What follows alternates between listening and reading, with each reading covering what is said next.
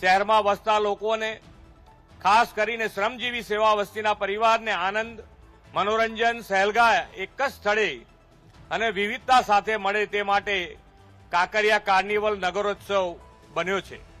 આદરણીય વડાપ્રધાન શ્રી નરેન્દ્રભાઈ મોદીએ 2008માં શરૂ કરાવેલા આ કાર્નિવલ હવે તો દર વર્ષના ડિસેમ્બર મહિનામાં લોકો આતુરતાથી રાહ જોતા થયા છે.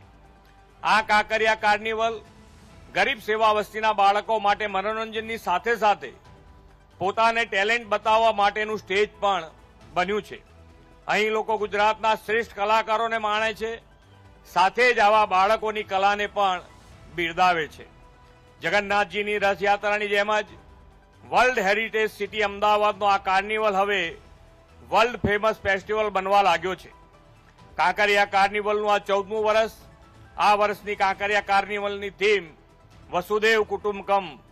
વસુદેવ કુટુંબકમની થીમ પર કાર્નિવલનું આયોજન બદલ મહાનગરપાલિકાની ટીમને